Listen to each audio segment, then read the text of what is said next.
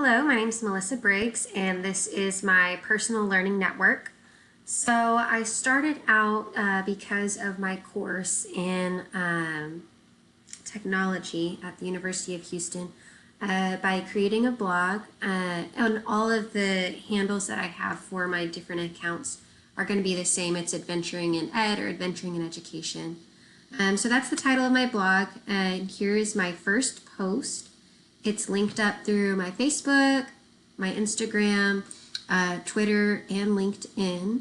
So it pops up on all of those screens once it's done. But this is one of the newer portions that was part of my personal learning network. And in this post, I'm just talking about how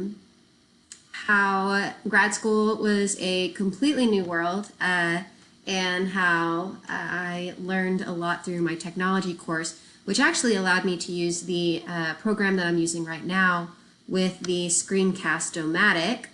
And as I go on through the story, from my post, it talks about how I went from rejecting technology and thinking that it was just another way to get plugged in instead of actually doing something, to realizing that there are a lot of benefits for it.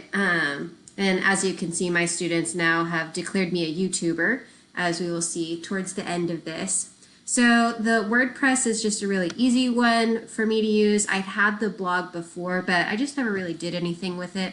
So I've got that, and I'm going to be continuing adding posts to it, which is also linked with my LinkedIn account over here.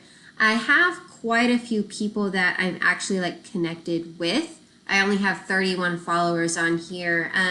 I found that as a teacher, I don't use this quite as much, but I have it connected with people that are at my school, people from where I did my undergrad at Baylor.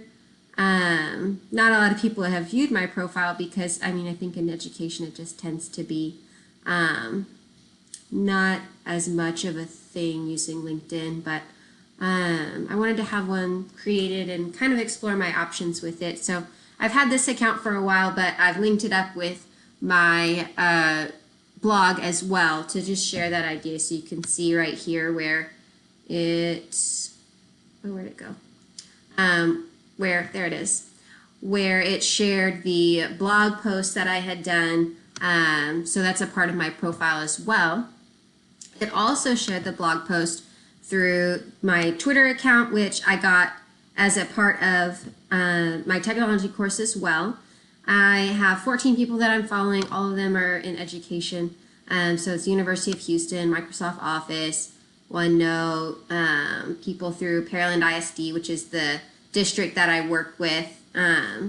So different organizations like that. I don't have quite a lot yet because I'm still developing it, but those are some that I thought would be a really good place to start. Again, my handle here is Adventure in Ed, and then you can see again where it linked up with my blog post right there through WordPress. So the last thing that I wanted to explore and kind of mention with my personal learning network was YouTube. It's really funny because at the beginning of this semester, I asked my students what they wanted to be when they got older, and so many of them said a YouTuber, and I just rolled my eyes and let out this big sigh and was like, oh, why don't you want to be a doctor or something else? But there really is a lot of power to using YouTube to share information, share ideas, and also learn not just how to make a piece of furniture, but also share educational ideas. So I haven't subscribed to a lot of channels yet. I have subscribed to Cool Cat Teacher. I really liked learning more about her ideas and the way she uses technology. But as you can see, I've been using this for other things as well. There's my instructional technologies video that was a part of one of our assignments for grad school. And then also I used it for my teaching. We had read-alouds that we were doing in class, but with just one book that we share with 4 people, it's really hard to be sure that it gets where we want it to get and that the students can all see. So I took pictures of it, put it in PowerPoint, and used Screencast-O-Matic to voice over me reading the book for my students. And they freaked out. They were so excited. They're like, Miss Briggs, you're a YouTuber. You're so amazing. They asked me if I had any followers, and that day I told them, no, I don't have anyone yet. But now I have 4 subscribers to my channel, which is crazy for me to think about because I never thought I'd be a YouTuber, but here we are.